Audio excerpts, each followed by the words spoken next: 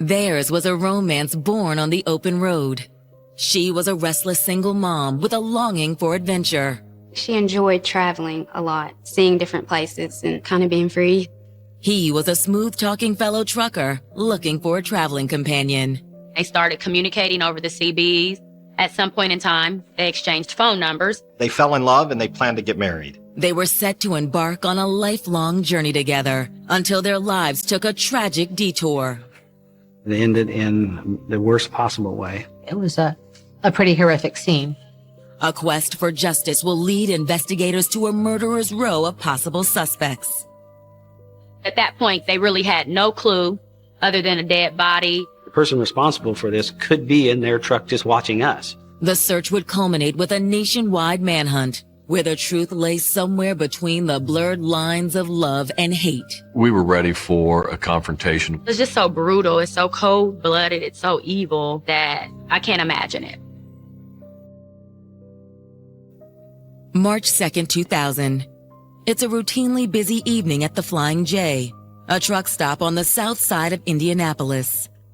The Flying J is probably the biggest truck stop in Indianapolis. Truckers stop there for the night. It's where they can take showers and have a little bit of downtime, and lots of people frequent it. It's kind of a hub.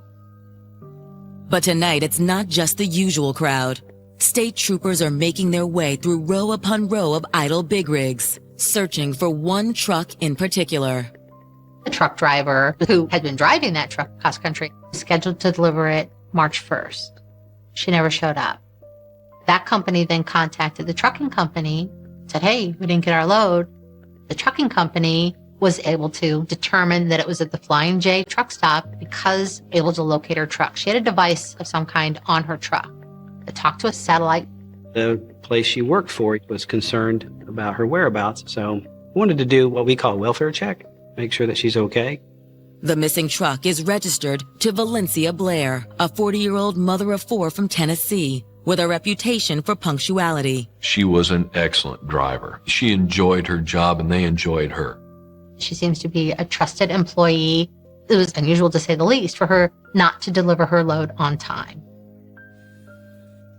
Minutes later, the two officers find the truck they've been searching for. Hey, I think I got something down here. Ma'am, you okay?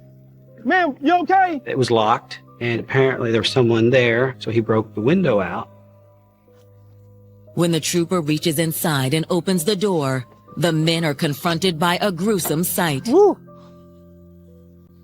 This was a very, very brutal crime. 72 Charlie, start major crimes, we got a body. The cab is covered in blood. In between the seats lies a woman's body. Our first goal is to try to get this woman positively identified. It doesn't take long for detectives to locate a black billfold laying on the dash. She had her identification, her driver's identification, and logbooks and paperwork. The photo on the Tennessee driver's license confirms detective suspicions. It's Valencia. She was fatally shot several times. She was there for days before state police found her. She was shot twice in the torso area and once in the head. It pretty quickly led them to start asking questions. What happened here? How could she have gotten there? You got a full-blown homicide investigation at that point. Then it started out as a true whodunit. Born in Knoxville, Tennessee in 1959, Valencia Blair grew up in the shadow of the Great Smoky Mountains and possessed the carefree spirit of a country girl. She had a personality that was magnetic. We were like twins. We were close like that. We went from Bearden Elementary to Bearden High School. We were both smart. She was just smarter. But during her sophomore year, Valencia's promising academic future took a detour when she found out she was pregnant. She didn't get to graduate. I think she had quit before she graduated, but she went back to school to get her GED. Over the next 8 years, Valencia gave birth to 3 more kids. Hi, I'm sorry. It's okay. The kids are great. Okay, good. Though her relationship with the children's father didn't last, Valencia did all she could to provide for her family. You have a good day today? Good. She just worked odd jobs just to pay somebody for babysitting or to pay bills. Bye. She just had different jobs, restaurant jobs, fast food. Anything she can get her hands on, to provide, she did. I really don't know how she did it. But she did. She raised them, had a home for them. She made sure they were taken care of. That's for sure. But the years of low-wage drudgery began to wear on her resolve. She found jobs she wasn't satisfied, so she would like leave that job and try to find a better job to go to another job. By age 39, with her 4 children grown, Valencia had finally settled into a new career, one that fit her perfectly. Later on in life, she decided she wants to be a truck driver. And she went to school and got a license for driving trucks. And she found something she was pretty happy in. Truck drivers make a pretty decent income, so I'm sure it was good money. In addition to the steady income, Valencia was drawn to the open road. She's making her way in the world in a career field that not very many women choose. I think she enjoyed traveling a lot, seeing different places and kind of being free. A woman who wants to be a truck driver is going to be an independent type. On the 4th of July in 1999, Valencia invited her sister Marilyn to join her on an overnight trip up north. I can't remember how long the trip was, but and back towards the turnpike, we got turned around somehow. I think we may be lost. Now, how you get lost driving the truck? I have no idea. So she asked for help on the CB. This is Tennessee Sunshine. Can someone please help me? Moments later, a male voice answered back. Hey, this is JS. I can help you. What's your 20? Thank you so much. I appreciate it. Well, he was the only guy that responded back over the CB. So he said, yeah, I can show you how to get back on the expressway. The helpful voice guided Valencia back to the expressway and introduced himself as James Simmons. But their conversation didn't end there. James, are you there? What are you doing? I go to sleep for an hour or two. I wake up and they're still on the CB. I look forward to seeing you. Are you still talking to him? Why don't you mind your business? Oh, gosh. Then after that, it was like 9 hours straight of talking on the CB to a guy you don't know. They had some things in common. They're both truck drivers. They're both from Tennessee. She definitely felt warm toward him. They enjoyed each other's company and enjoyed sharing their experiences. James began to open up to Valencia about his religious upbringing, his previous marriage, and his departure from corporate America to the open road. Valencia saw in James someone much like herself, someone looking for a fresh start. Hey, babe. How are you? Over the next few days, James and Valencia's casual flirtation blossomed into something more serious. I got a place in Chesapeake, Virginia. Oh, cool. So we're not that far away from each other. And they started communicating over the CBs. At some point in time, they exchanged phone numbers, so it became more personal. Weeks later, Valencia and James finally met face to face over coffee at a truck stop. Oh, thank you. You brought me coffee. Welcome. You didn't tell me you were so fine. Thank you. Welcome. When he saw her, he probably knew that he made a good choice. She was an attractive woman. She was a very attractive young lady. From the moment James and Valencia first laid eyes on each other, the physical attraction was palpable. So you drive this big thing? I do. It's all mine. James was a charismatic type of guy, a rather good-looking guy. They ended up meeting at truck stops, so at that point they were able to meet in person, converse in person, and it developed into a relationship. Hey, baby. What's going on with you? How are you? Just a few months after their initial meeting, Valencia and James decided to shift their relationship into high gear. I'm starting to fall for you. I'm falling for you, too. Really? Mm-hmm. She came back to me 3 months later and said they were engaged. By the winter of 2000, it seemed like Valencia Blair had finally met a man she could spend the rest of her life with. It appeared to be a perfect relationship. Her life was on the right track. Valencia was looking forward to planning her wedding, her honeymoon. That's why the gruesome manner in which Valencia's body is discovered on March 2nd, 2000 is so troubling to police. She was late for a delivery in Indianapolis. They knew it was out of character for Valencia to be late on a delivery. Police went out there, found the truck running, found it locked, and found her body inside, shot several times in the sleeping compartment. So what have we got? As homicide detectives converge on the scene, there's a sinking feeling in everyone's stomach that cracking this case may not be easy. This was a very fluid, mobile environment with trucks coming and going. So we didn't know if we had already lost something that was of value. For all we know, a truck could have ran over some type of evidence. We just don't know. So we knew we had some challenges going in. And as authorities race to find a killer, they'll soon discover a cast of suspects as long and wide as the open road.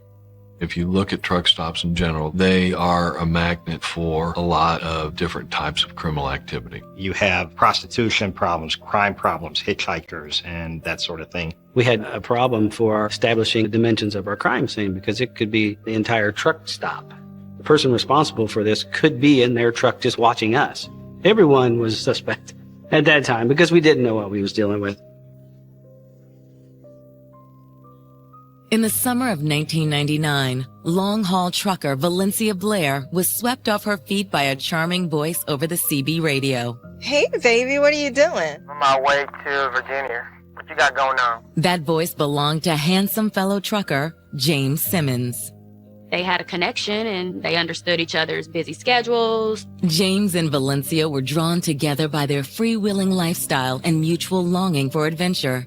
But somewhere along the highway, they found something more. They fell in love, and they planned to get married. She definitely had strong feelings toward him. But in March of 2000, just 4 months before wedding bells were supposed to start ringing, tragedy strikes. Valencia, a mother of 4, has been found shot to death at a truck stop in Indianapolis. She was killed in her own truck, parked at the Flying J truck stop. It's a very brutal and very bloody way to die. Within hours, news of Valencia's death reaches her family in Knoxville, Tennessee. We contacted Knoxville Police Department. Their chief of detectives went to the Blair home, got the family together, made the announcement. I remember it like it was yesterday. Shocked. We were all shocked when we heard crying, lots of crying. We were deeply upset. We had honestly no idea what happened. She was a very nice person, so it's a shock to all of us that somebody would want to do that to her. My mother told me about my sister. She just said, Vicky's gone. Vicky's gone. My baby's gone. Couldn't believe it. It didn't seem real. Like it was, you hear about this on TV or movies or something like that, but when it actually happened, it doesn't seem real at all. For detectives working the chaotic truck stop crime scene, IDing witnesses and potential suspects proves to be an uphill battle. When I first got there, I really felt that this was going to be a difficult case from the onset. These witnesses were going to be scattered all over the country. It was a knot that needed to be untied with some sort of facts that would lead us to a suspect. Officers fan out across the surrounding parking lot to search for possible leads. It was so important to talk to these other drivers. Who was in that truck stop? Who was around that truck stop? Find out what did they see? Talk to the staff within Flying J. We were looking for someone who obviously might have seen something, maybe saw her with someone, or heard some shots. Back at the cab, detectives begin to speculate on a motive. Was she involved in some incident at the truck stop? Truck stops are notorious for getting loads hijacked. That is an ongoing problem. She could have seen something she shouldn't have. To hear a female voice on a CB radio, that will attract a lot of attention, a lot of unwanted attention. Some people can see it as an opportunity to prey on a female because they think we're helpless or, easier victims. So maybe they try to rob her. She fought them back. They kill her. You just never know. But when crime technicians search Valencia's cab, the robbery theory doesn't hold water. Within her truck, everything was where it should have been. Her belongings were back in the sleeper. The money, it was right access in front to her. Nothing seemed to be out of the ordinary. While it doesn't appear Valencia had been the victim of a robbery, the search does turn up other evidence. We found the casings, the shell casings that was left behind. 380 shell casings. We were able to recover a bullet that had been spent and had bounced off the wall of the truck and ended up in the trash can. Detectives send the bullet and shell casings to the crime lab to be processed and expand the search to the area around the truck. Underneath the truck, you saw garbage, you saw cigarette butts, and what you had to do is wade through that. As I was going through that scene, I saw a shell casing, 380 caliber PMC brand, so that was collected. This additional shell casing matches the other 2 found inside the truck. The hope now is to connect them to the actual murder weapon. We searched for the weapon in dumpsters and at the side of the highway and some tall grass, and was never able to locate the weapon. Meanwhile, officers continue to question dozens of potential witnesses in the vicinity, but they aren't turning up any new information. And you didn't hear anything at all? No, sir. A lot of them say, well, I just got here, I just got in a sleeper, or I've been here for 10 hours, I didn't see anything. No gunshots? Didn't see anything? Didn't hear anything? You haven't seen anybody around this rig? Nobody recalled having heard shots. They didn't find witnesses to determine actually what happened. With dozens of truckers itching to get on their way, the state police's ability to contain the crime scene is starting to unravel. We're going to have to release that scene. We had trucks on either side. These trucks had loads. They had to go. Just then, a disheveled-looking man approaches the scene. Gentlemen, I'm sorry. I'm the second rig over there, and I'm going to need to go ahead and get out of here. I'm on a tight schedule. We spoke with this one gentleman. He was within close proximity of the victim's truck. Then the detective notices something odd splashed across the front of the trucker's shirt. He had a stain on his shirt, which resembled blood. Hang on a second. Now, what are we looking at here on your shirt? You mean on my shirt? What is that? I don't think he was aware of what he had on his shirt, but it certainly attracted our attention. You need to come with us. Let's go. We got some questions for you. Were detectives on the cusp of making their first big break? Or was this only the first leg of what would be a horrifying journey? All we had was Valencia Blair shot to death. We had no idea how it could have occurred, and we just didn't know what we were dealing with. In early 2000, trucker and Tennessee native Valencia Blair seemed to be riding high. She had a love interest who she was nuts about and had an income. So things were really starting to look good for her. But on February 29th, Valencia goes missing en route to a delivery in the Indianapolis area and was found dead 2 days later at the Flying J truck stop. She turns up dead. She was fatally shot several times.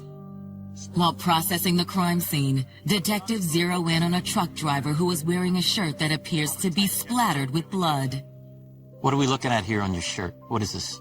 What we did at this point is first try to determine where he was, how long he had been there. Do you know the person that drove this truck? Did you see this truck when you came in? Yeah, I mean, I think so, probably. He had really no idea that someone had been killed. As he saw the stain, he said, well, I spilled some Slim Fast on my shirt up here. Kind of dark for Slim Fast, don't you think? It's chocolate. I'm trying to lose a few pounds. We need to take a look at that shirt, hand it to the detective. Without hesitation, the flustered trucker gives his stained shirt over to detectives for testing. We collected his shirt. We did an examination, chemical examination of the stain. It was not blood. Come to find out, even though the stain closely resembled blood, ended up being Slim Fast. A couple of hours into the investigation, with no leads, no witnesses, and scant physical evidence, detectives have no choice but to dig further into the personal life of their victim, Valencia Blair. Someone obviously did do harm to her, but we just don't know why. We don't know anything about her relationships. In most murders, there's some type of relationship between the victim and the suspect. You're just out here trying to figure out who doesn't like Valencia Blair. Looking for answers, detectives travel down to Tennessee to speak with Valencia's friends and family. She worked for Winter Star Express, a company that knew their drivers well. The owner of the company knows her by name and knows her personal problems. First of all, we'd like to offer you our condolences on your loss. Thank you. Thank you. Distressed by the news of her murder, Valencia's former colleagues are eager to help with the investigation. We all loved her here. She got along with all of us great. One of their own was killed, and they wanted to know why, and they wanted to know who did it. When detectives ask about Valencia's personal relationships, they get an immediate response. Did she have any? Did she date? Was she married? Well, she was engaged to that one guy. She came in really excited, showing her ring off to all of us. But there's just one problem. Can't remember what his name was. They didn't know exactly who he was. The only thing they knew was the person had an M name or an M word in the names. So it was up to us to try to figure out who this person was. Detectives head to the Blair household to see if they have a clearer picture of Valencia's romantic history. The family was obviously distraught that they lost a family member in this manner. You think of anyone who would want to harm Valencia? Yes, I do. The family said, well, there's only one person who could have done this type of harm to her. Her boyfriend, James Simmons. They immediately told us that we should probably look at this boyfriend, who was also a truck driver. She had a tumultuous relationship with him, and I believe he had threatened her before. The very same James Simmons who Valencia had fallen madly in love with only 8 months earlier. But why do the Blairs suspect James might be involved in her murder? I seen something in him that, I knew in my heart he wasn't right. At some point, their relationship appeared to take a turn for the worse. When you're around someone more often, you see things, or maybe he changed or became this controlling or angry person. And when she saw she didn't like it, that's when she backed away. Valencia was no longer happy. She conveyed to her family she no longer felt safe around James, that she was afraid. There was a 911 call that she made in Tennessee. She told police he was threatening to kill her. Valencia probably got nervous, maybe after the engagement, learned something about this man she was going to marry, and decided she wanted nothing to do with it. I'm a truck driver. My ex-boyfriend's still truck driver. He just threatened me with a gun. What's his name? James Simmons. I'm afraid for my life. The relationship obviously soured, and Valencia was becoming more and more scared of Simmons. At some point, he had become violent. Valencia, we were learning, was wanting to stop this marriage from happening. She was wanting to get away from him. James, you know what? I can't do this anymore. Can't do what? Valencia Blair decided to end the relationship, and that really upset James Simmons. It pissed him off because if people were already aware of the engagement, then to have to go back and say, oh, we're not engaged, there's not going to be a wedding, it can be embarrassing. After she broke off the engagement, he became more obsessed, more violent. What, are you trying to leave me? As a matter of fact, here's your ring. He got upset and pulled the gun on my sister.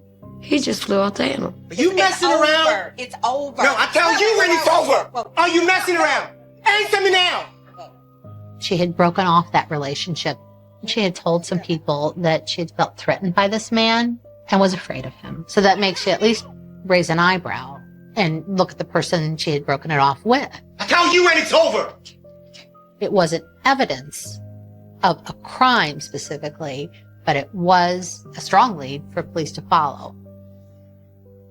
Detectives initiate a manhunt for their new prime suspect. We began to try to look for him, but he was tricky to put our finger on because his whereabouts was so fluid. They decide to head west to Memphis to pay a visit to James Simmons' employer, the MS Carriers Trucking Company. We began to coordinate efforts with the trucking company that he worked with to try to present him with a load that would bring him to Indianapolis, and then we could approach him for an interview. But as they're speaking to James's employers, detectives learn the trucking company has a groundbreaking new technology at its disposal. A GPS was sort of a new tool to trucking at that time. GPS would enable the trucking company to know exactly where their driver was, when and where he would deliver his freight. So it was a great tool. So we're grappling with that technology of, how's it doing and how accurate is it? With the GPS able to pinpoint James Simmons' location, it seems only a matter of time before he falls into their grasp, until the plan hits a snag. We learned that a dispatcher had tipped James Simmons off and told him that the police were after him. Shortly after that, the director of security called us and he said, I've got bad news. James has deactivated his GPS. It seems James Simmons has just slipped through detectives' fingers, and they know finding him may be a long and difficult road. He's a truck driver. He can be anywhere in the nation, and we lost track of him. He knows we're wanting to come after him. It was a low mark in the investigation. Indianapolis detectives are hot on the trail of long-haul trucker James Simmons, the prime suspect in the murder of his ex-fiancée, Valencia Blair. His fiancée was told people she was afraid of him, that he had threatened to kill her. is found shot to death, James Simmons, well, there's a good suspect. But before detectives have a chance to speak to him, James Simmons suddenly drops off the radar. We're told that he's disabled his GPS. He is aware of the investigation. He knows we're wanting to come after him. Detectives put out an APB on James Simmons' purple truck with its MS Carriers tag. In the meantime, they continue to build a case against him. At that point, we were trying to develop who is this James Simmons. The more we started looking at James, we found that this was a person who had a criminal past. Of the numerous prior convictions on Simmons' record, one in particular stands out. We learned in 1981 that he had killed his first wife.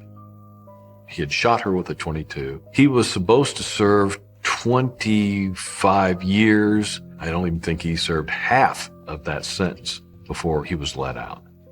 So James Simmons' prior convictions would not be legally considered evidence in terms of the current crime, but in the court of public opinion or common sense, it fit into this larger pattern.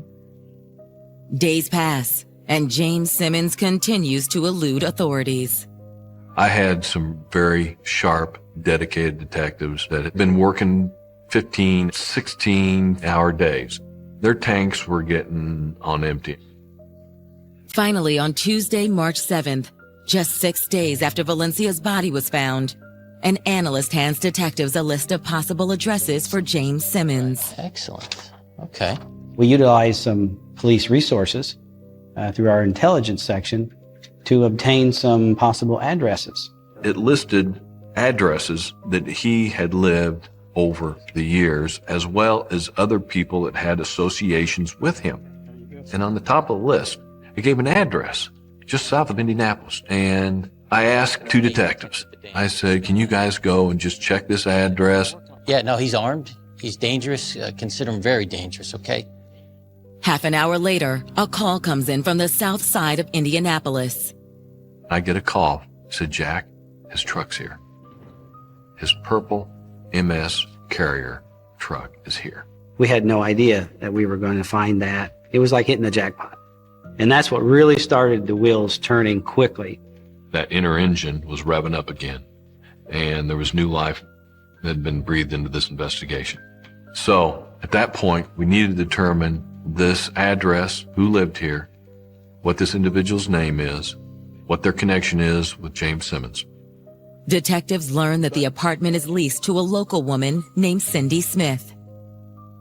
They race to secure a search warrant for Smith's residence before Simmons hits the road once again.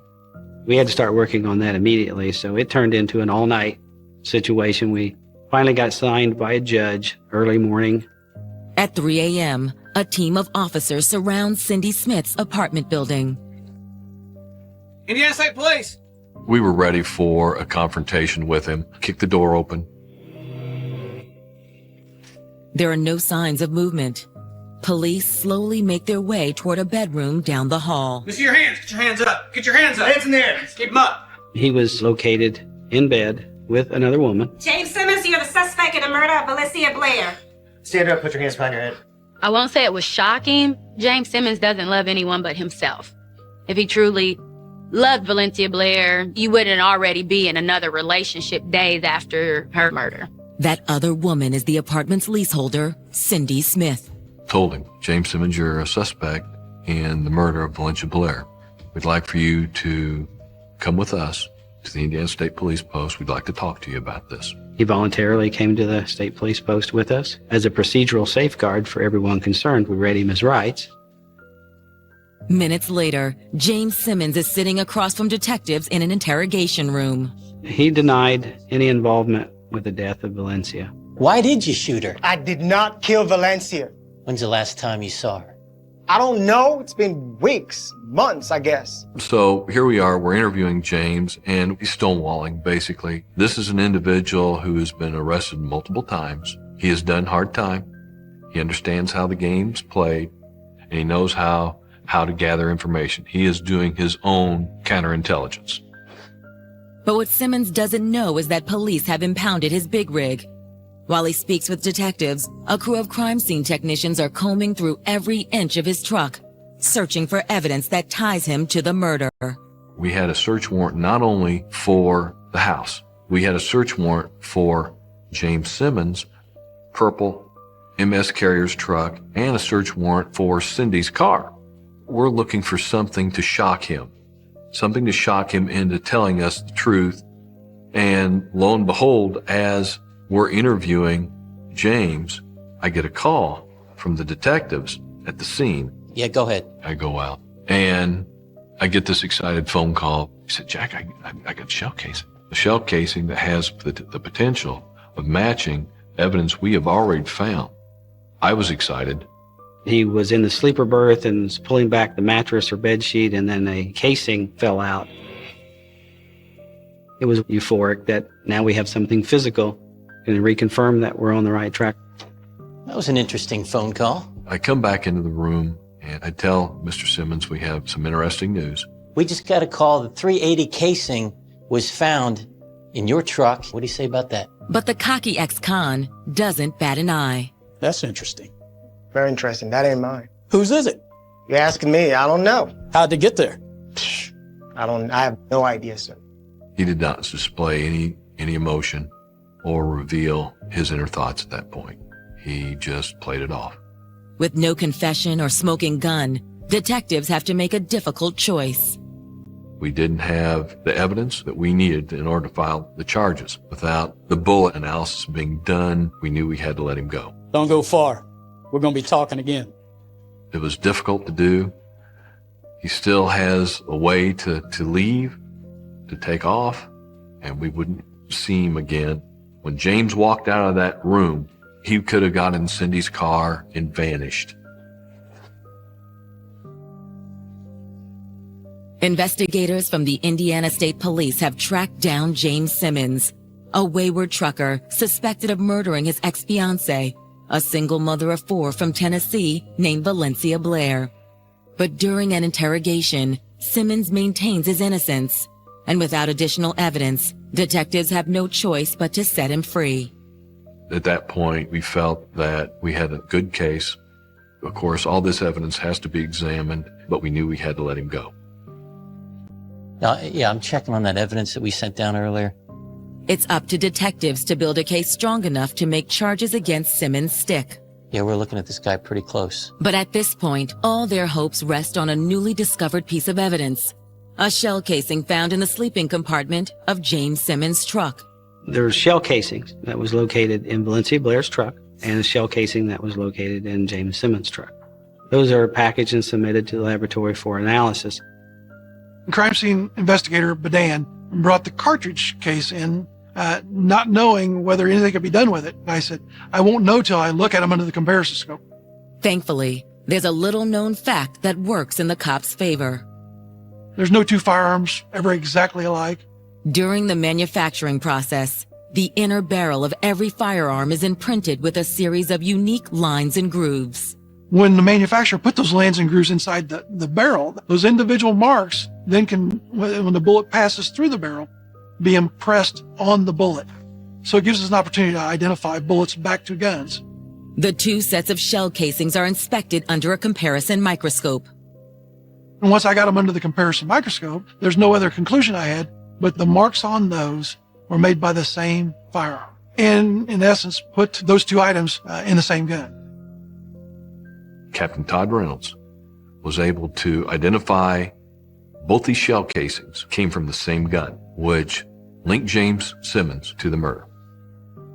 But before detectives have a chance to file murder charges, another piece of the puzzle falls into place. Hey, Jack. Yeah.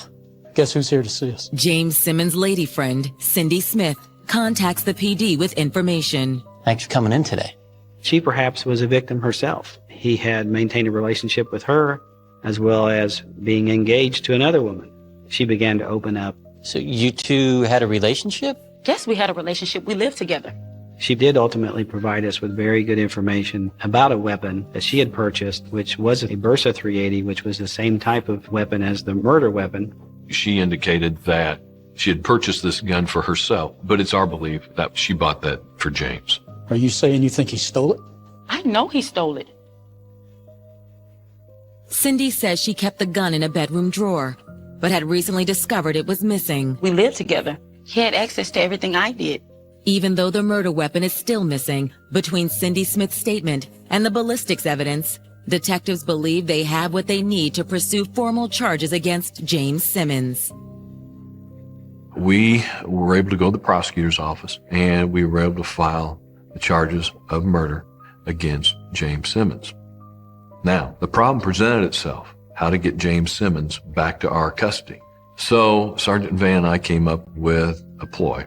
We called him up and said, James, we're going to release your truck. You need to come up and pick it up when we're done. So we had him come to the state police post. He was believing that we was going to release his truck to him. Cindy drove him up there. He came to get his truck. We said, by the way, James, you're under arrest for murder of Valencia Blair. News of the arrest quickly reaches Valencia's relatives in Tennessee. Kind of relieved just to know that they had caught him, put him into custody, and then they found everything and so much evidence. It was relief for the family. But while Valencia's relatives breathe a sigh of relief, prosecutors know convicting their slippery ex-con is anything but a foregone conclusion. Physical evidence is important for some jurors, but this case had a lot of circumstantial evidence. With a few key pieces of physical evidence, it clearly appears that the prosecution had a strong case, but, they still had to convince the jurors because it's not always easy without a murder weapon or without an eyewitness. After a lengthy game of cat and mouse, detectives from the Indiana State Police finally have their prime suspect in custody for the murder of Valencia Blair, truck driver and previously convicted murderer, James Simmons. I think it was a good moment for the Indiana State Police investigations. I was happy. I was mostly proud of the effort of the team, the effort of these young guys. On January 2nd, 2001, more than 10 months after Valencia Blair was found dead, James Simmons' murder trial begins in an Indiana County courthouse. James Simmons is adamant that he did not kill Valencia Blair. He did not care what evidence the state had. He wanted his day in trial. It was a little stressful. It could be a hung jury. There could be all kinds of situations. But I had supreme confidence in our prosecutors. Right now, this family wants justice. Right now, the community deserves justice. Right now, other women and other people who would come in contact with this dangerous man deserve justice.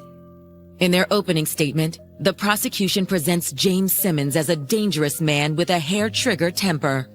This man was so obsessed, so angry, and so distraught over this breakup that he would do anything to get Valencia back. She had just weeks before broken off a serious relationship with him, and had told people that she felt threatened by this man. Prosecutors allege that on the night of February 29th, 2000, 3 weeks after their breakup, James tracked Valencia to the Flying J truck stop in southern Indianapolis. Somehow, Mr. Simmons knew that Valencia was supposed to deliver her load on the 28th. He wasn't supposed to be anywhere near that truck stop on the day of this murder. So he left his truck route to go there and lie in wait for this woman. Hey, open the door. Even though she had broken it off with him, it seems entirely plausible that she sees him and agrees to talk to him. Can I talk to you for a minute? We believe that from there it escalated into an argument, or maybe he had already predetermined that he was going to do harm to her. James, what are you doing here? Came here to talk to you. Can I talk to you for a minute? No! This is a violent man with a history of violence against women, who is certainly very dangerous. I apologize. What else do you want me to say? No. I am done. No more apologies from you. Done. She'd just broken off their engagement and was trying to break free, and he would not let her break free. And this was how he stopped it. You're done? No, I tell you when I'm done with you. Somehow, they're both in the cab of her truck. We know that's where she was shot. She was shot several times, a couple in the abdomen, a fatal shot to the head. Simmons leaves the truck running, locks it with her key, walks away. It's just so brutal. It's so cold-blooded. It's so evil that I can't imagine it. The prosecution did have some strong evidence. They had the bullets that were found in Valencia's body, and they could compare that to a shell casing found in James Simmons' truck. Through ballistic science, they could prove that the shell casing and those bullets had been in the same gun. The prosecution presents a gripping argument, but the defense responds with a simple rebuttal. The defense used the argument that James Simmons was not even in the state, let alone at the Flying J truck stop on this date, let alone at the time that this incident took place. Prosecutors counter by playing their trump card. What they say is proof James Simmons was at the Flying J the night Valencia was murdered. His truck was equipped with GPS technology. They could place his truck at the truck stop over the same period of time that her truck was there. They overlapped, which essentially puts him there. Even though he had already told police he was somewhere else, the GPS evidence proved that his truck was in that parking lot when Valencia was murdered. James was known to disable his GPS. Now, why he didn't disable it at this point is a mystery, but it put him there. The defense responds by raising questions about the accuracy of the new GPS technology. They were poking holes in the GPS system and trying to find inconsistencies in the evidence. And they pointed to the fact that other things could interfere, power lines and the like could make it appear that a truck was one place when it really wasn't. On January 10th, 2001, both sides rest their cases. Tensions are high as the jury leaves the courtroom to deliberate.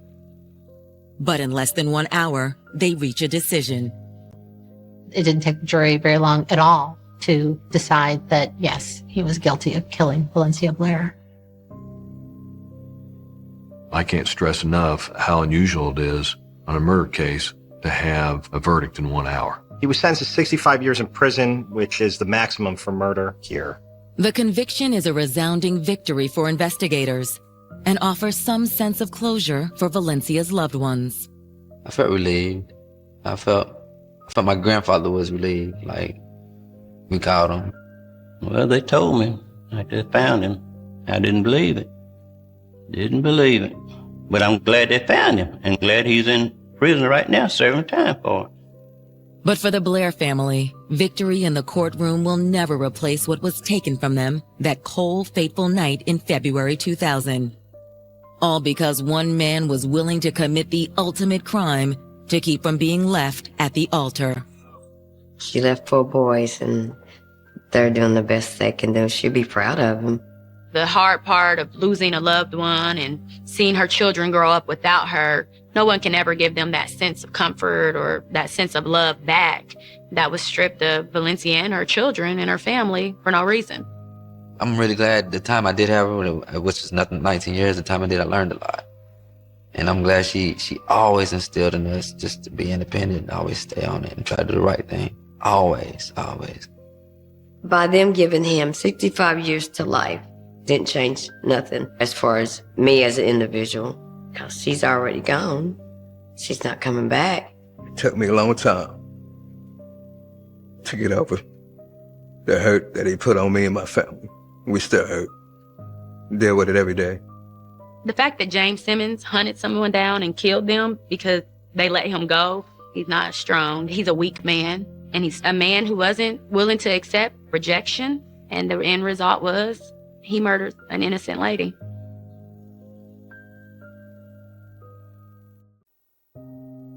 She was a Louisiana lawyer who fought for the rights of others. All of her clients loved her. It didn't make a difference from a misdemeanor charge to a murder charge. He was a blue-collar carpenter with first-class charm. He seemed to be a very suave guy. It's the old saying, opposites attract. They fell head over heels for each other.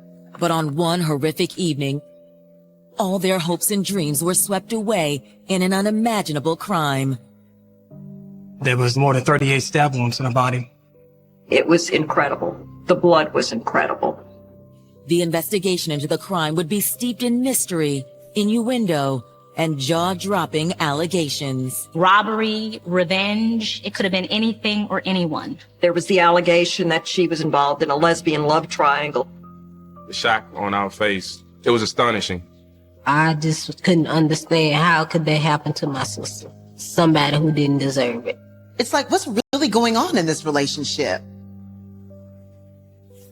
February 20th, 2009, 2 a.m. It's a chilly winter night in East Baton Rouge, Louisiana. But while most of the city sleeps, 37-year-old Greg Harris is in a panic. His 34-year-old wife, Chiquita, hasn't returned home from work. It got pretty late. He decided to start calling and texting her. Around 2 or 3 o'clock in the morning. Since he couldn't get in touch with her, he called Chiquita's sister. Have you seen Chiquita? I left her at the office hours ago. He started telling me he had been at the office helping her. And I told him, you need to go back and see where she is. Okay. At 6 a.m., Greg arrives at the downtown office building that's home to his wife's private law practice. When he got there, her car was there and the light was still on upstairs in her office. Unable to enter the secured building, Greg makes a desperate call to police. Police emergency. My wife, she was working late last night, and we tried calling her car. I just came back over here because nobody had heard from me or her sister. But I can't get inside the building. I need a cop over here quick. Around 6 a.m., a cop came and entered the building while Greg waited outside. Police take the elevator to the 3rd floor. Inside, the building is eerily quiet. They cautiously open the door to Chiquita's office. The office was in disarray, and there were books knocked over. There was blood spatter on the walls, blood on the floor. There's blood everywhere.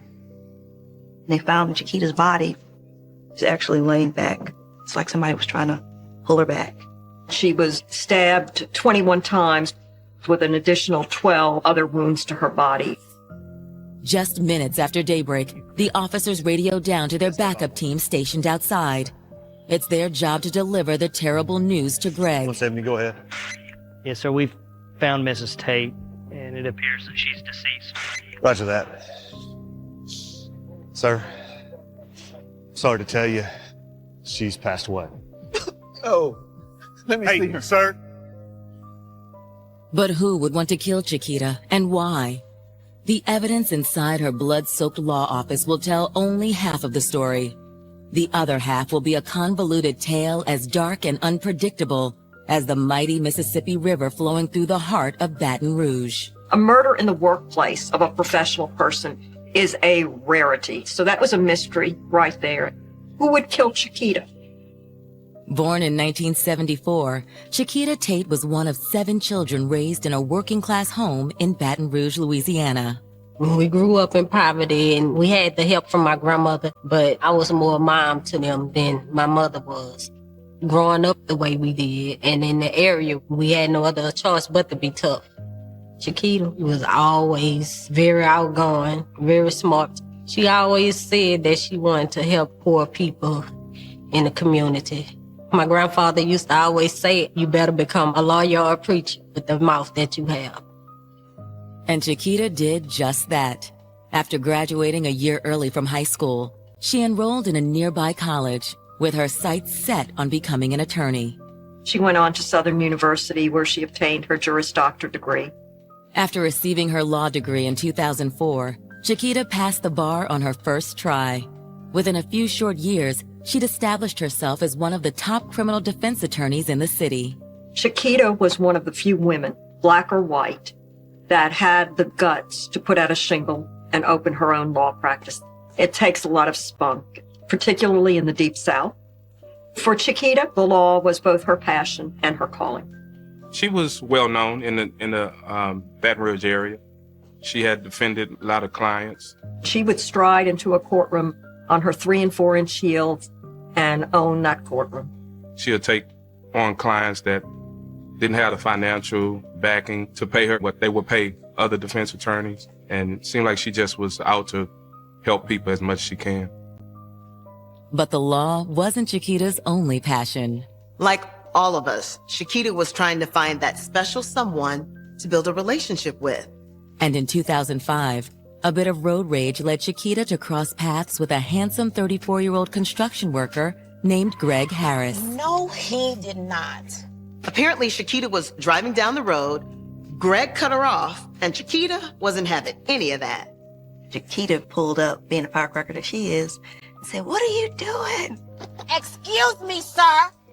I don't know who you think you are, but you just can't cut people off like I that. apologize. I'm sorry. Oh, that's okay. Mistakes happen. He was a real built type of guy. Tall, built kind. Yes, he was handsome. Probably the minute they saw each other, it's chemistry. Chemistry will calm down any situation. Well, how about you let me make it up to you? Well, that'll be just fine by me. And from there, their relationship took off. They fell hard and fast for one another. Let's say next week. You can make it soon if you like. Just make sure I get to pick the restaurant. All right, well, let's see what happens. They started dating. He used to send flowers to the office for all of us. He was just a real sweet guy. She had different boyfriends. No, she never had a serious boyfriend until she met Greg. He was a carpenter who had a very steady job, a very good-looking man, well-dressed, well-spoken. He's the type of guy that you can sit down and have a beer with or, watch a game with. They just started doing trips together. And then the next thing I knew, Chiquita said she's getting married. On February 8th, 2008, after 3 years of dating, Chiquita and Greg said I do. It was extremely happy and productive for both of them. I think they encouraged each other and supported each other and had a successful marriage. As their 1-year anniversary rolled around, the couple seemed to have it all. By all accounts, they seemed happy and successful. Chiquita moved into his home. Greg drove a Hummer. Chiquita drove a Mercedes. I mean, they doted on each other. They loved each other. They were passionate about each other. Life was good. Which makes the gruesome discovery in Chiquita's law office just 12 days later all the more horrific. This was a murder of vicious rage. Human beings don't do this to one another. This was pure evil. But finding justice for Chiquita won't be easy. And as the investigation into her death heats up, detectives wonder if this hotshot attorney's dedication to her job had cost her everything, including her life. These people were bad news, very bad news. In February of 2009, 34-year-old Baton Rouge native Chiquita Tate was making a name for herself as a top-flight defense attorney. In addition to her successful law practice, Chiquita had also hit the jackpot with her new husband, Greg Harris. Chiquita and Greg were very happy. They were very successful. They seemed to be living the perfect life. They seemed to be the perfect couple.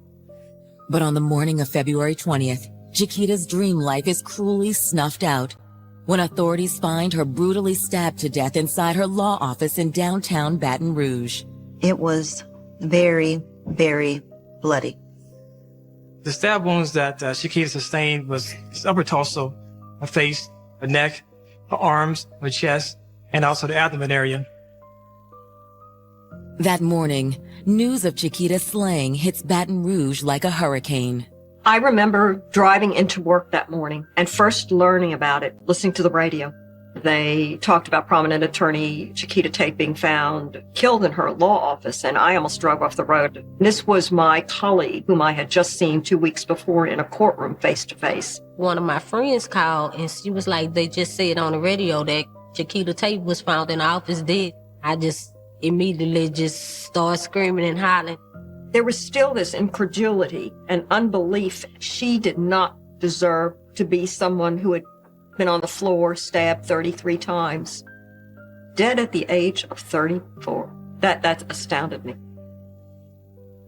By 11:35, the morning of Chiquita's death, a group of mourners has huddled outside her office.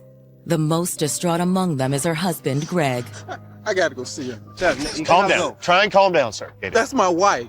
Greg was very frantic. Actually, Baton Rouge Police Department had to subdue him because he was upset. You can't go in there, sir. Sir! While first responders tend to Greg, investigators comb the crime scene for clues.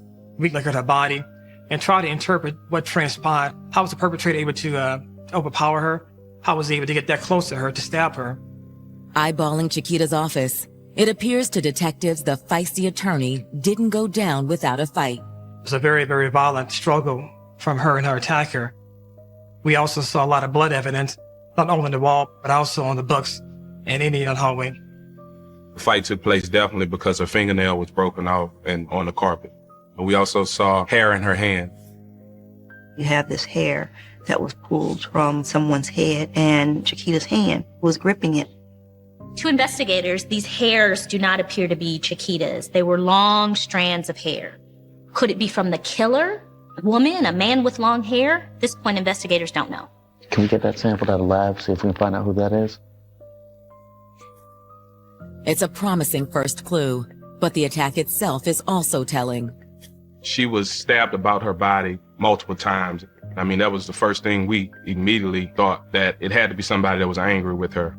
Her stab wounds perforated the carotid and the jugular, which are, of course, our two main areas where you bleed out. There's no coming back from something like that. It appeared to be a sharp object that caused the wounds to her body. So we immediately believed that it possibly was a knife or a letter opener. As police begin looking for a possible murder weapon, they soon realize something else is missing. We learned that Chiquita wallet was taken from the crime scene. That could indicate that this might have been a robbery that turned deadly. The building was secure, but someone could have left the door open or inadvertently let someone in. But if Chiquita's murder is burglary related, the would-be thief certainly left behind plenty of valuables. She still had a jewelry on, rings and earrings. She had a diamond ring on her finger as well, computer, important devices inside of her office. Those things was left there. Detectives decide it's time to speak with the man who placed the initial 911 call, Chiquita's husband, Greg Harris. Greg is still pretty hysterical. I mean, and it's understandable. His wife had just been brutally murdered, but eventually the police were able to calm him down long enough to get a statement from him. First of all, just give me a rundown of what happened. I got home from work, and Chiquita had called me and said she was going to be working late, and asked me if I could bring her some food or some dinner. And you did that? Of course. I mean, I know how she gets when she's focused on a case. I just wanted to make sure she was taking care of herself. So he stopped at the McDonald's in Baker, Louisiana, and took her to her office. He went upstairs and gave her food. They talked for a while, and she began to eat. At some point, he went downstairs to bring a transcript down to a client. I went downstairs, I got the money from the client, went back upstairs, and I kissed her goodbye and left. And about what time you would say this was, Mr. Harris? Around 8:30. I was tired and went to sleep. But I woke up around 2, and I realized that Chiquita wasn't home. I came back out here. I saw that her office light was on. I called her, she wouldn't answer, and that's when I called you guys. He answered all our questions. He was very cooperative, very articulate, and he was very forthcoming with answers to the questions that we were asking. Greg's story is seemingly confirmed by a pair of attorneys who were working in the same building the night of the murder. This person saw him there between perhaps 7 and 7:30. Other witnesses saw him there. He rode the elevator back up to his wife's office with them after picking up the client's money.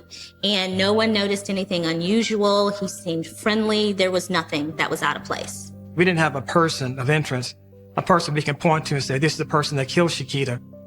With no leads, detectives decide to bring Chiquita's secretary upstairs to help piece together what may have happened. We began asking the secretary, was there anything missing from the office? And the secretary believed that there was a letter opener missing, and it was never recovered. Do you have any idea who would do harm to Chiquita? It was one of the things that we looked at. Who are her clients? What type of clients she deal with? Would any of them have any reason to hurt her? Chiquita had taken on a couple of clients that were some of the most feared individuals of this city. These guys just seem like bad news. Do you have any names? Yeah, the Hamilton brothers. The Hamilton brothers, they're supposed to go to trial in a couple of weeks, right? The two brothers are well known amongst law enforcement. The Hamilton brothers had a number of felonies on their records. And when you're looking through these rap sheets, the things that they've been arrested for tells you what kind of things they get into. Everything's always aggravated. But this time, it isn't just any charge they face in court. Even though the Hamilton brothers were currently out on bond, they were scheduled to stand trial for murder. And they let Chiquita know by no uncertain terms, they expected her to get them out of trouble. And if she couldn't get them out of trouble, but to have someone killed, that's no problem for them. Police in Baton Rouge are investigating the stabbing death of high-profile defense attorney Chiquita Tate. It's a crime that has investigators considering several possible motives. one more chilling than the next. There was always the possibility that a transient person or just someone off the street who was looking to commit a robbery or a burglary had done this.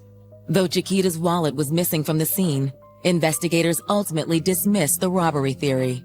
It didn't make sense. She had a lot of expensive jewelry on. Why would someone only take her wallet? Hours into the investigation, detectives are considering another possibility, that two of Chiquita's clients may have wanted her dead. Because she was a criminal defense attorney, you look at their client list, you look at who they were dealing with. Her secretary told police just 3 weeks before Chiquita's murder, she'd taken on two notorious clients in a high-profile murder case, Damien and Devontae Hamilton. Everyone knew how dangerous these guys were. They were drug dealers. They were alleged to have killed people before, including a guy who they burned and killed because he was scheduled to testify against them. The Hamilton brothers already had some homicides on their record to begin with. They're some serious individuals, and to have someone killed, that's no problem for them. According to Chiquita's secretary, the Hamilton brothers' trial is scheduled to begin in just a few days. When was the last time that you saw the Hamilton brothers? It's been about 2 or 3 days. For investigators, both the timing of the meeting as well as the Hamilton brothers' reputation thrust Damien and Devontae to the top of their suspect list. They did look at the Hamilton brothers, Damien and Devontae, and the reason was they had heard that she maybe knew too much and one of the brothers ordered that she be killed. Detectives put out a bolo for both Hamilton brothers. It doesn't take long to track down elder brother Damien. Damien was actually in county jail, locked up on another unrelated murder charge. But in an odd turn of events, the fact that Damien is in the county pen also proves he wasn't involved in Chiquita's murder. At least not directly. Pulled his arrest report, it looked like Damien was definitely behind bars the night of the homicide. Is Damien's younger brother Devontae the one who murdered Chiquita? When police finally track him down, Devontae is adamant he is innocent. You know how this goes. Let's make it easy on us. Why'd you kill Miss Tate? Man, I told you, I wasn't even out of office that night. Why would we kill our own attorney? I mean, damn, Miss Chiquita's the one who can get us out of this. So you saying that you liked the work that she did for you? Yeah, man. What, y'all not hearing anything I'm saying? These people had alibis. They had no reason to kill her. She was fighting so hard for them. She was working over the weekend, working late the night she was killed to try to protect their rights in court. It made absolutely no sense. But just as detectives are about to release Devontae, another key piece of evidence surfaces. We received information that Chiquita Tate's wallet was found on Gardier Lane. It was found thrown to the side of the road, which was to us pretty strange for someone who would steal her wallet. Certain parts of Gardier is considered to be a high crime area, anywhere from rape, robberies, and also to murder. At 10:30 that night, after the murder, a young woman was driving her car when she saw with her headlights what appeared to be a wallet. They stopped the car. She got out. She looked at it, and she had gone to school with Chiquita Tate. Fortunately for us, she immediately called the police the next morning when she heard that Miss Tate had been killed. For detectives, the discovery helps establish a definitive time frame. We knew that Greg Harris was in that building as of 8:23, but we knew by 10:30 she had to have been dead because her wallet was discarded. The discarded wallet, found in a high crime area, suggests the deadly robbery theory may be back on the table. But when detectives look closer, it doesn't appear anything is missing. Her credit cards were still in it. Everything of value was still in it. So what kind of thief steals a wallet but leaves everything in it? That means the robbery angle is off the table. Also, if you're gonna steal a wallet, you know, why not throw it in a trash can or throw it in a river, throw it somewhere where it won't be found. Not only is the robbery theory ruled out again, the placement of Chiquita's wallet by the roadside leads investigators to believe the killer wanted it to be found. Gardier Lane is a high crime area in Baton Rouge. We felt the killer deliberately took that wallet, put it there, thinking some fool is going to pick this up and he's going to take one of these credit cards and go to the mall and start spending money, and that's the first person the police are going to hone in on. Chiquita's killer may have planted the wallet by the roadside in order to frame an innocent person, but detectives still don't know who committed the crime or why. Investigators are hopeful that cameras may have caught the killer dumping the wallet on the road. They went out the exact location where the Good Samaritan picked up the wallet and noticed a video camera, a crime camera. And it's an ongoing camera, 24-hour video that is being recorded. So we're getting all excited. Oh, here it is. Here's the show. Who actually put that wallet there? And then we talked to the sheriff's office and the Baton Rouge City Police about who was in charge of the camera and could we get the footage. Unfortunately, they told us that the camera had not been working during that time. Detectives, though, are able to retrieve footage from cameras located near Chiquita's office building, but that also provides few clues. There was nothing unusual on it. It was Chiquita's husband on the video. He'd already told them that he was with her that night. Then, in early March, investigators receive a call from the crime lab.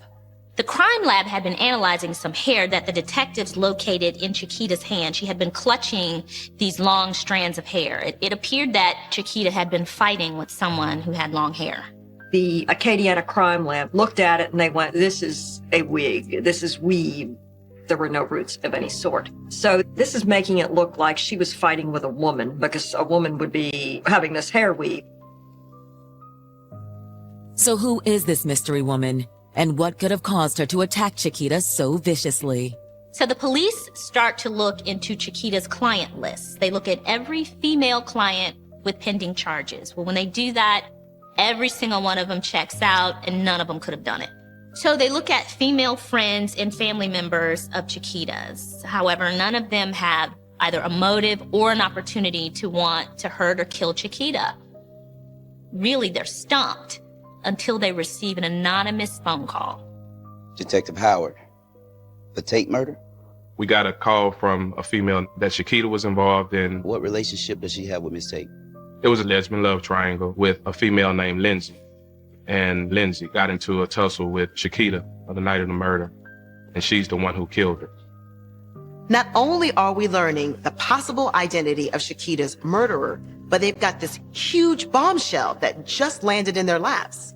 This seemingly happily married woman was potentially leading a double life. You cannot make this up. John Grisham couldn't make this up.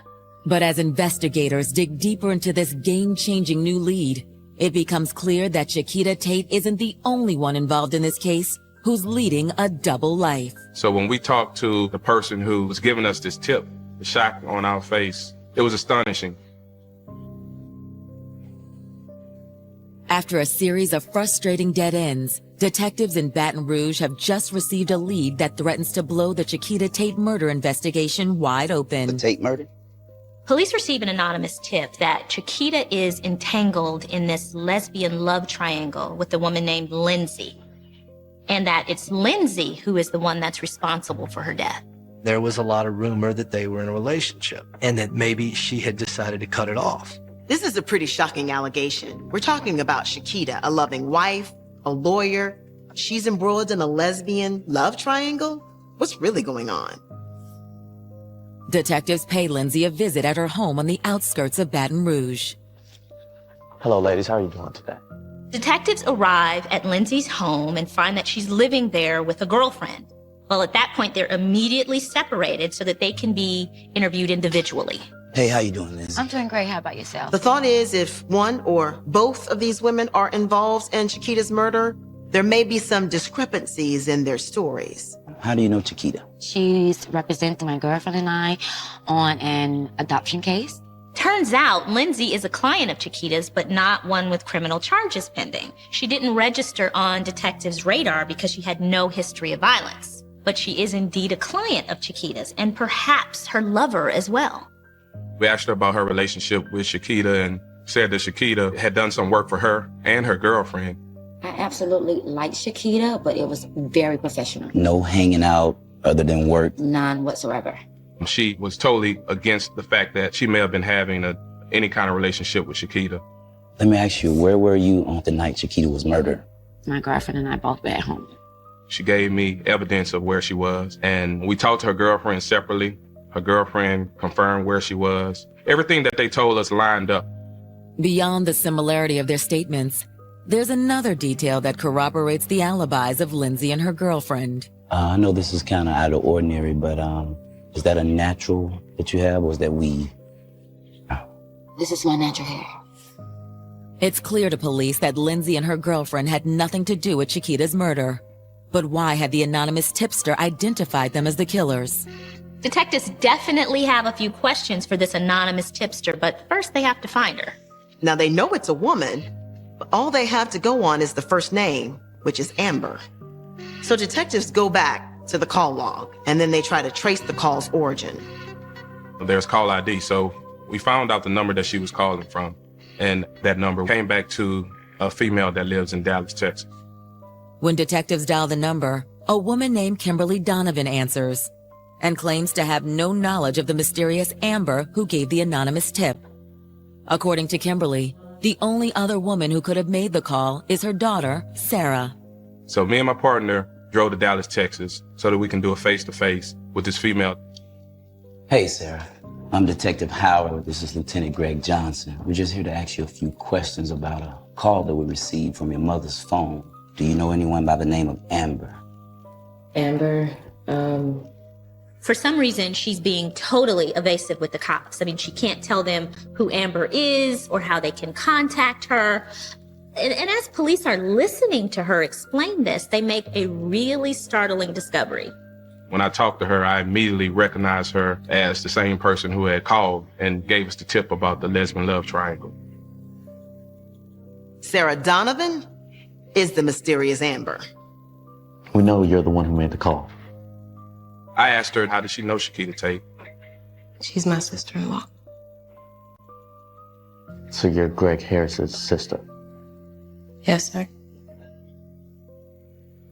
It was astonishing. The person who left the tip was Greg Harris's sister. His sister had made the calls, making it look like there was this lesbian relationship. So the million-dollar question becomes, why would Greg Harris, who by all accounts loves his wife deeply, why would he be using his sister to steer the police in the wrong direction? The deeper police dig, the more they realize there's some red flags popping up all over the place. And this thing is about to explode. You love your wife, don't you, Greg? After tracking down an anonymous tipster in Dallas, Texas, Baton Rouge police are hot on the heels of an unlikely prime suspect in the murder of 34-year-old defense attorney Chiquita Tate. Another potential suspect, a person that shows the best promise, was the husband of Chiquita Tate, Greg Harris. The person who made the anonymous phone call fed the police a story about Chiquita being involved or embroiled in a lesbian love affair.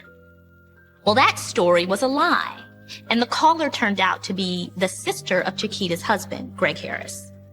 He didn't seem like he could be the person to kill his wife, but police wanted to bring him back in for further questioning.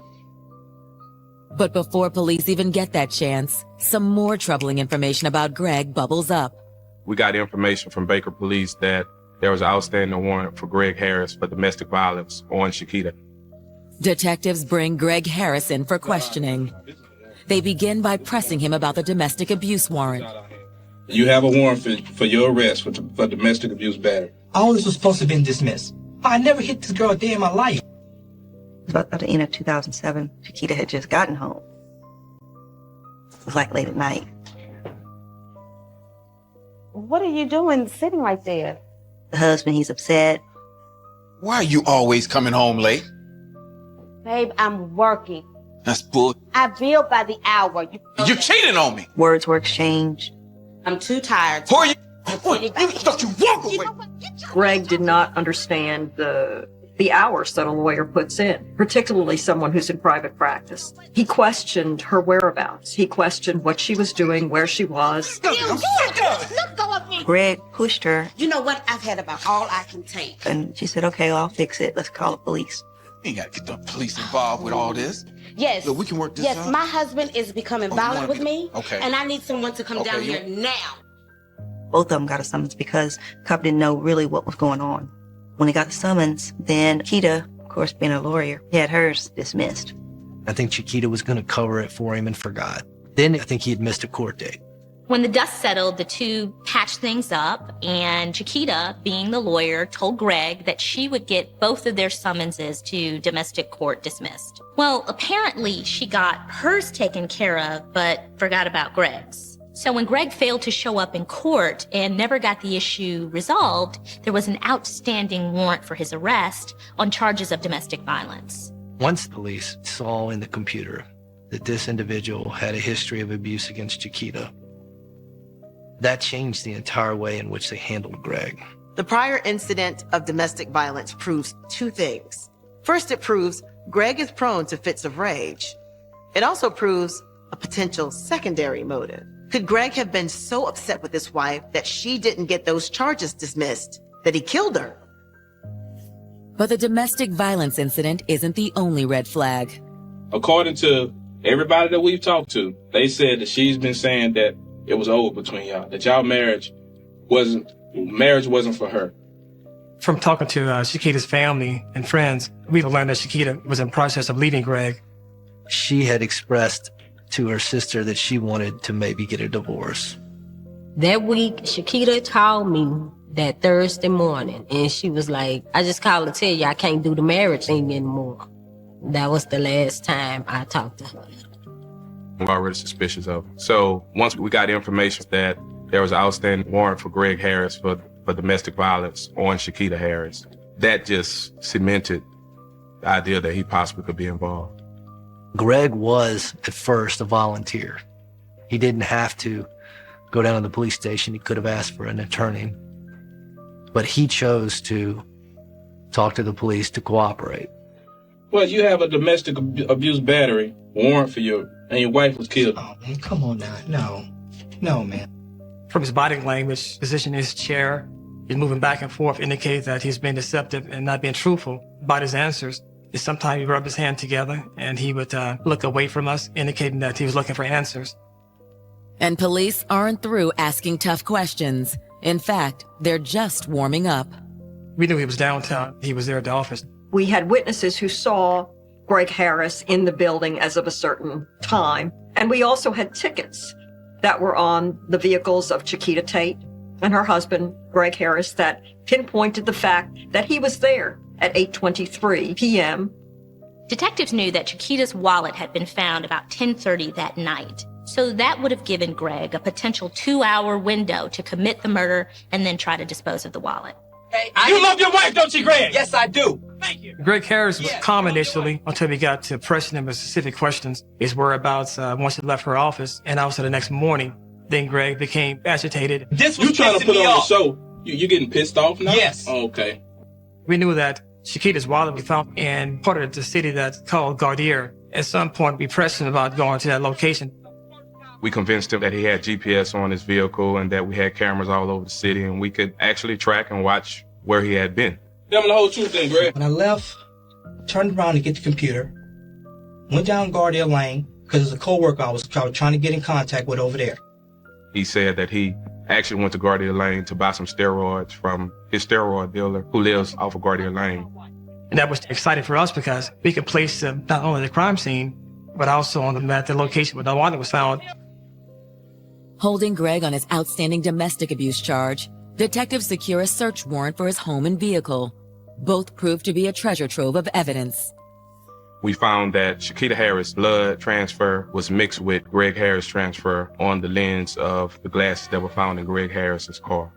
We swabbed the interior of washing machine and dryer, which is a logical place people would try to wash bloody clothing, and we found blood residue. But it's in the couple's bedroom where police make the most shocking discovery. Howard. Yeah, what you got? You won't believe this. We found weave under the bed that Greg Harris supposedly slept in. So it was readily available to Greg if he wanted to take the weave and plant it in Chiquita's hand. That convinced me that he was the person who committed this murder against his wife. Along with the physical evidence, investigators also have one more witness to interview. The friend that Greg claimed he visited after leaving Chiquita's office.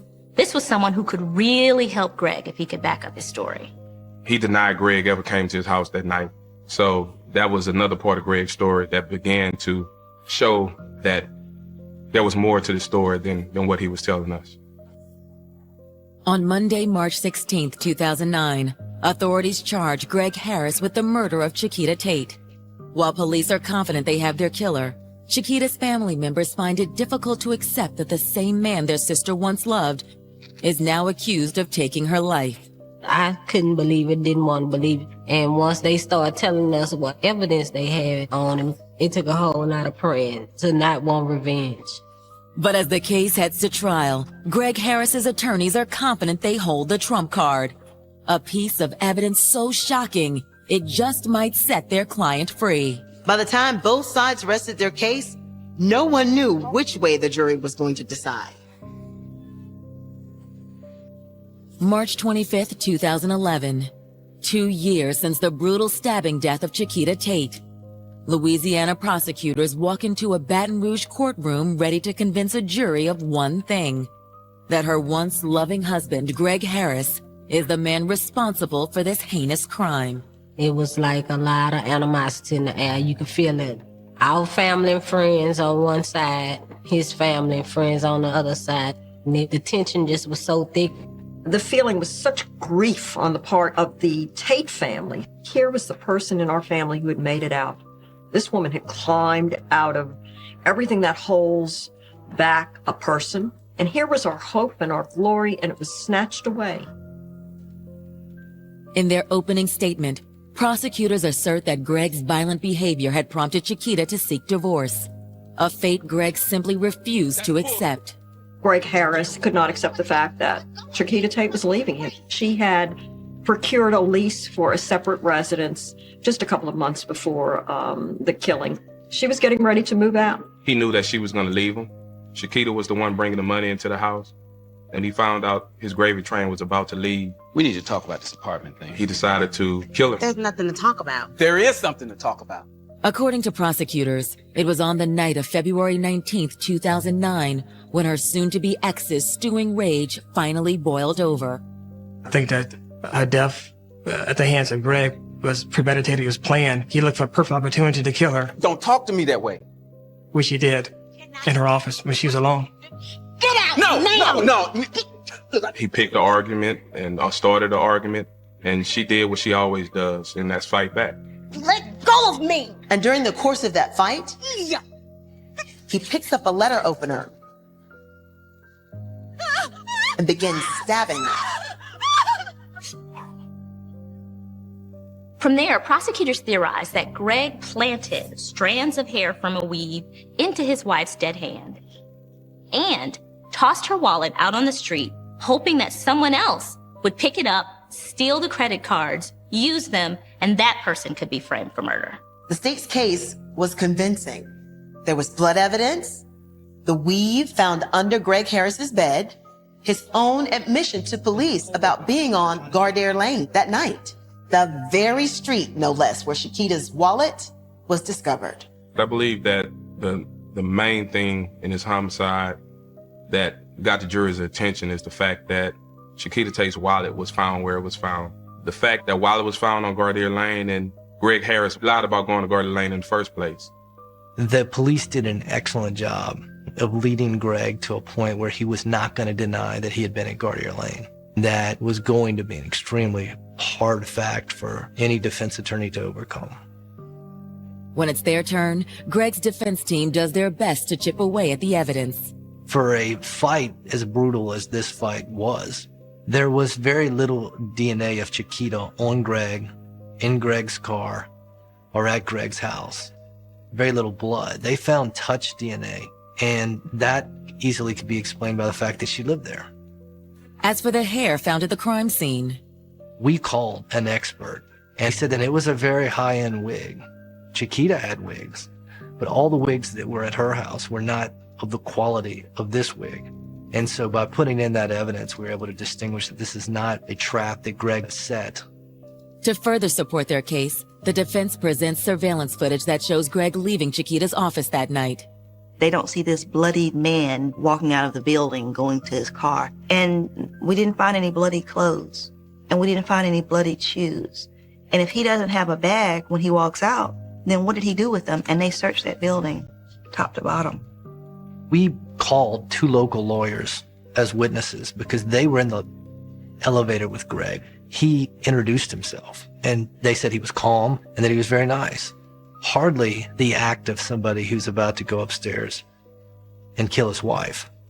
The prosecution's case seemed airtight at first. Now, as the defense case unfolds, you see them methodically poke holes in what appears to be the state's version of a crime. On April 9th, 2011, both sides rest their case. 3 hours later, the jury returns with their verdict. We're all waiting and nervous. You're just sick at the pit of your stomach. It's just so still. You could hear cotton drop. And they said, "Do you have a verdict?" And the jury said, "Yes, we do." Greg was convicted of manslaughter to receive the maximum 40-year sentence for that crime. Greg and his defense team are shocked by the verdict. It is a gut-wrenching experience because you are standing next to somebody who has basically lost their life. While still alive, they will be essentially caged for the rest of their life. Chiquita's friends and family are equally stunned by the verdict. How do you stab somebody from get manslaughter? And it was just chaos after that. It was just total chaos. That jury of 12 determined that he was responsible for the murder, but that he had not planned the murder. They believed that something happened upstairs in that office that caused him to go into a fit of rage, but that it was not planned. The manslaughter was a maximum of 40 years, which the judge did impose. Now, he will be a man in his 60s when he's released. So to me, he's lost his life. And I hope he thinks every day about what he did to that woman. She was my sister, but we were like best friends. We try to keep her memory alive. We have memory parties. It's like she's gone, but she's still here. She had put her whole life in this system, and here she was a victim. She literally gave her life and ended up being a statistic in that system, a trial in that courthouse on the criminal floors where she fought just valiantly for other people. That's what still haunts me.